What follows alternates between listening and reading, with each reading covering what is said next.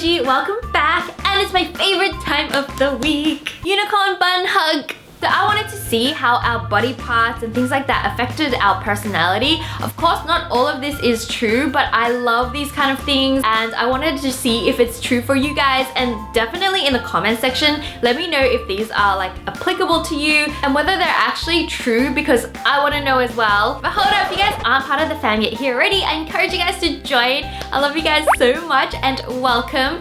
And I'm currently running a MacBook Air giveaway for every single fam member, and all you need to do is be subscribed to this channel as well as subscribe to my second channel, Reacticorns, which is like a super fun channel. You guys should really check it out. And that is literally it. So good luck, and if we hit this video to 128,000 thumbs up, that would be amazing, guys. So without further ado, let's get on with the video.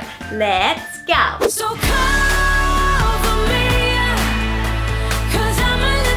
according to face reading experts, your lips apparently say a lot about your temperament. If you have full lips, kind of like Angelina Jolie, then you're more likely to have empathy and value your relationships. You're drawn to parenting and put others' needs before your own. And if you have thin lips like Kirsten Dunst, then you're content to be a loner and don't put as much importance into relationships. And if you have a defined Cupid's bow like Taylor Swift, then you're quick-minded, creative, and really great at communication. And if you have no Cupid's bow like Jessica Biel, then you may lack emotional boundaries and can become over-generous and be taken advantage of by other people.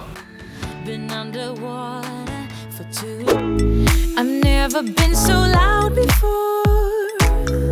Okay guys, so take a look at your hand and look at your index finger and your ring finger and let me know, are they the same size or is one longer than the other? So apparently there's some evidence to suggest that higher levels of testosterone can make your index finger shorter. So if your index finger is shorter, you're more likely to be better at endurance sports, spatial problem solving, as well as more likely to be unfaithful.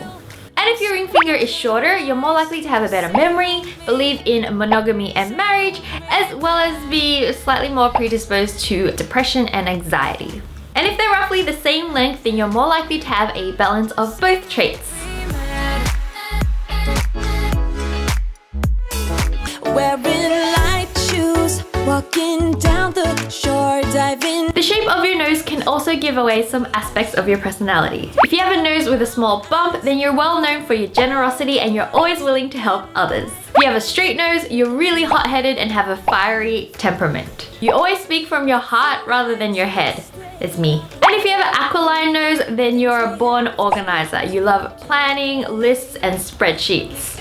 I feel like that's Max. And if you have a Roman nose, you always like to think outside the box and you like to approach problems creatively. When you argue, you always passionately assert your point of view and defend your principles. If you have a Nubian nose, you're an optimist that can find a solution to any situation. And if you have a nose with a large bump, then you're a sensitive soul. You believe in true love, you're a great listener, and you make friends really easily. If you have a blunt nose, you're unpredictable and spontaneous. You'd rather show something with actions rather than words. And if you have a Greek nose, you take a practical view of all things. You don't enjoy attention and you try and keep out of the limelight. You find it really hard to share your feelings with others unless they're super close.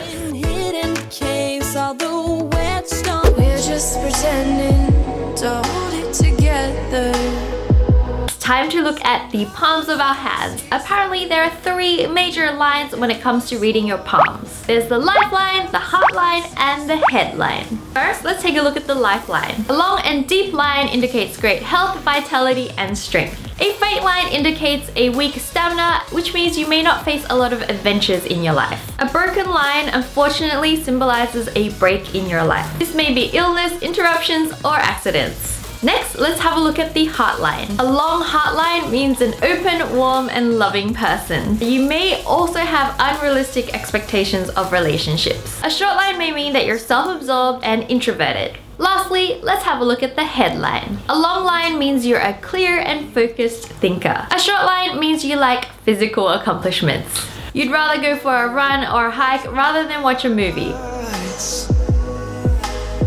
Could still speak without starting a fight. I felt your heavy breath through darkness. The smoke is getting. Now take a look at your toes. You may not think a lot about them, but there are some people that believe that the length of your toes may influence your personality. If your big toe is longer than your other toes, then you're more likely to be a clever, creative thinker. You can see things from different angles and you're never stumped for ideas. But on the downside, you may have problems focusing and may not see all your projects all the way through. The longer your second toe, the more leadership qualities you'll have. But sometimes your desire to get things done can come across as bossy. And if your third toe is comparatively long, then you're more likely to be energetic and resourceful at work. And you're also extremely driven to succeed in your career. Your fourth toe is all about relationships. A long fourth toe indicates that family is crucially important to your life. You're a superb listener and nurturer and find it hard to cut yourself off from other people's problems. So what do you guys think about these little toe theories? Let's move on.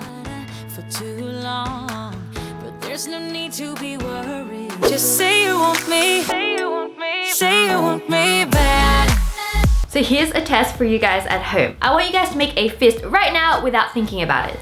Now look at your fist and look at the position of your thumb. Is your thumb on top, on the side, or tucked inside? If your thumb is on top, you're imaginative, very sensitive, and have a lot of curiosity. Romantically, you have a hard time expressing your emotions and your partner may feel neglected. If your thumb is on the side, then you're charming and intelligent. You're a hard worker with high self-esteem, but you also have really high expectations for yourself. And this is me. This is like what I do. And in love, you tend to overthink things and overanalyze, so this may cause problems and conflicts that may not actually need to happen. It's me. It's me. And if your thumb is tucked all the way inside, it means that you're witty and quick thinking. But you may have a tendency to be manipulative as well. I'm actually super curious to know which way your thumb goes when you create the knuckle, so let me know in the comments. And say you won't be, say you won't. This is a perfect night to catch a cold. According to psychologists, your sitting position actually tells you a lot about your intentions. So have a look at these sitting positions that I have up right now and think about which one you normally go to. So if you're more likely to sit in position A, you're creative, charismatic, and lighthearted. Sometimes you speak before you think. Generally, you're a happy-go-lucky kind of person. And if you sit in position B, you're typically a dreamer. And this means you're more likely to be creative, innovative, and have a pretty wild imagination. And if you sit in position C, you're more likely to be messy, chaotic, and easily distracted. You don't worry about what others think of your appearance, and you choose functionality over trendiness anytime. If you sit in position D, you're highly intelligent. You tend to avoid conflict, but you will confront someone if they violate something that you truly believe in. And if you're sitting in position E, you're very goal-orientated and ambitious. You work hard, dress nicely, but have a hard time taking on criticism. Did you guys learn something new today? Are these applicable or just like a bunch of hocus pocus? Let me know if these are true for you down below, or if you think like, someone just made it up. Let me know #WengieCons during the week on my social media, so don't forget to follow me there. And let's have a look at what happened this week on Reacticorns. Yeah, so they're carrots, in case you guys were wondering. Oh my gosh. What? What are they? Carrots. Oh wait! No! Oh my god! Carrots? I had one thing to do. I just had to name the vegetable. I couldn't do that. It's a corn. Sorry guys. The orange confused me.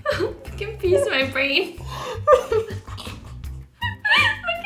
So it's time to say goodbye to you again, which is the saddest time of the week. So bye guys, I'll miss you guys so much.